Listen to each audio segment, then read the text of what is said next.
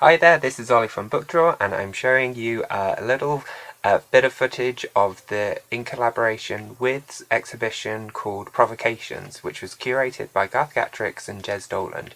This gives you a little flavour of everything that's in there, including my piece which you're looking at right now.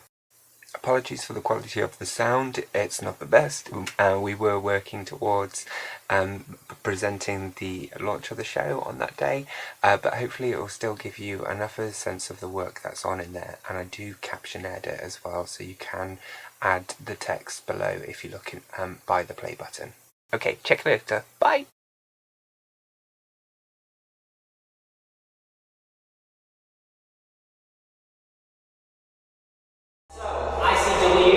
Basically means in collaboration with, and that's a brand new space in the Blackpool Town Centre. The main priorities is to assist artists to collaborate, experiment and take new risks with their work. We're really keen to look at short bursts of energy and building critical mass in Blackpool. ICW as a space is really quite new. It works in partnership with the East Street Arts as part of their temporary art programme. And then also in association with Abingdon Studios, which has been established for 2 years. So that's kind of the only venue that cites artists into the studio provisions in Blackpool. Garth and I first met in 2012, I think, when Garth asked me to be part of a show in Blackpool. It was a show of free artist work that coincided with Blackpool Pride. So we've stayed in touch since then and not really worked together since then. But so this is our first occasion of curating something together. So the conversations there, looking at artists who make specific queer work, or artists who find themselves queer, but maybe their work isn't necessarily. So we compiled a list of artists whose work we liked and sent out an open call to them to participate. And I think we invited maybe 30 people. Yeah, about 30 artists. And then we've whittled it down to 12 artists involved in this show, which there's a really good combination of sculptural work and performance pieces that might more act as props to other larger scale bodies of work from performers, painting, drawing, embroidery and kind of photography as well, and site specific in response to place. So there's a really good collection of artists that are having a queer conversation but maybe something more oblique in reference rather than something that's very literal. So there's a way of kind of having a conversation of how something like queer culture becomes embedded in the foundations of contemporary practice. Ideas that you come up against when you're thinking about queer in a queer studies kind of in a more abstract kind of way, which isn't necessarily an art process focused.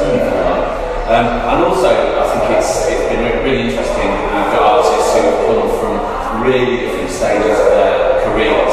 So there's Ben Jones, this is his first show at all really. He just finished Foundation year in Manchester, down to somebody like Stuart Sample, who's got kind of international career, and people could at every stage in between that, which I think is great to mix those experiences together. I think also one of the benefits of this space particularly is it's really, really public. It's massively public, and some of the work does kind of shout to people. They're going to be looking through the windows and going, okay, what's that about? And maybe they start to take that off elsewhere, which is great. And it's kind of nice that kind of coming to see a show or not coming to see the show. The fact that they're walking past and looking at it, have they seen the show, is an interesting question. Because to me they have, they've just witnessed it from a different angle. But they've still seen a contemporary art show that they've normally seen.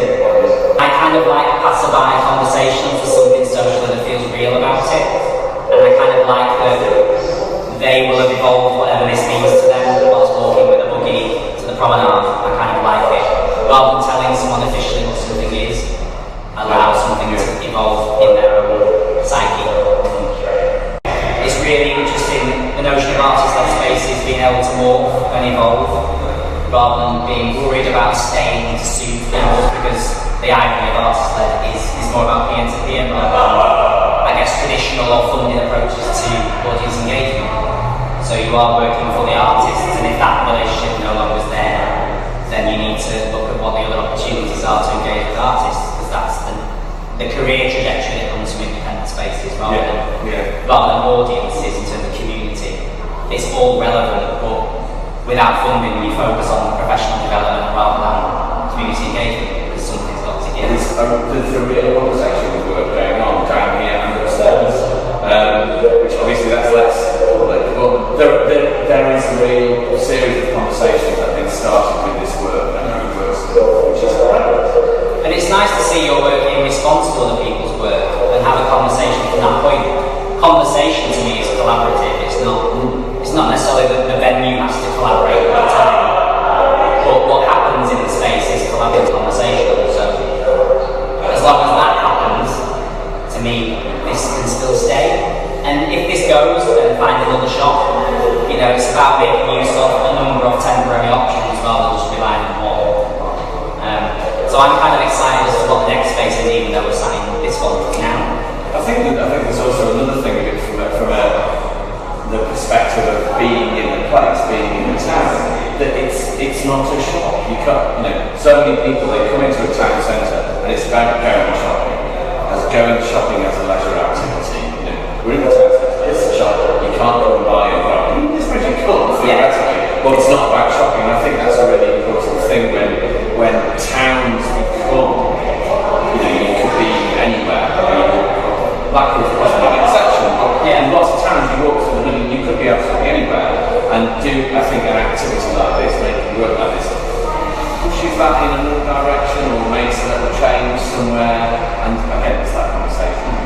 It just creates a nice stop and start in your every day, and to be presented with a space like this, so centrally, and so out of place, it just allows a moment of contemplation which maybe you don't get by the tourism and the transient communities that make use of Blackpool.